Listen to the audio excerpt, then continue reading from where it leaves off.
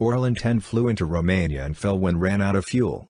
A Russian drone Orlan-10, produced and operated only by Russia, had violated Romanian, NATO, airspace and crashed into residential area.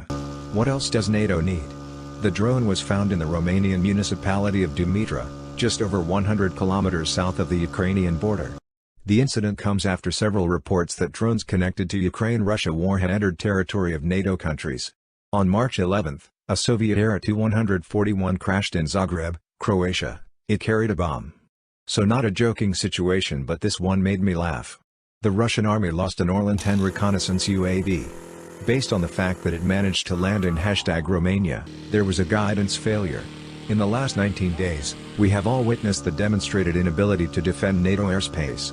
Aircraft, smaller or larger, flew unhindered over several NATO member states without being identified in real time. These drones we talked about can carry explosive charge. Any unauthorized drone that enters NATO space, under the conditions of war, can only be treated hostile.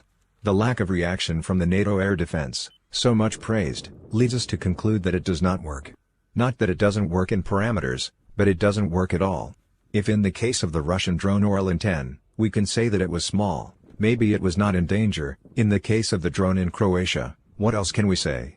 A large drone, clearly attacking, carrying an explosive charge, with a large thermal signature.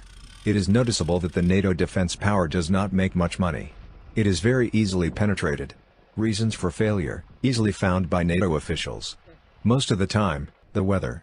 As if the security of the citizens of NATO member countries is ensured only in sunny weather. It seems, and this with the evidence from the last days, that NATO has sold donuts to Poland, Romania and other countries close to Russia. Some people may say that it is not financially feasible to launch expensive missiles against cheap drones. Is not correct.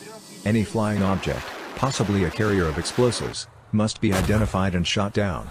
The Orlan-10 surveillance drone flew 100 kilometers over Romania. The Orlan-10 drone has a maximum speed of 150 kilometers per hour, a range of 500 kilometers, and can reach a height of 5,000 meters. So we can't be sure how long it has been above NATO space, and how many miles it has actually flown. The 100 kilometers are calculated in a straight line from the crash point to the border line with Ukraine. To conclude, in order not to bore you with a not at all pleasant conclusion, NATO has so far failed in the fight with the flying objects coming from the direction of Ukraine, be they Ukrainian or Russian.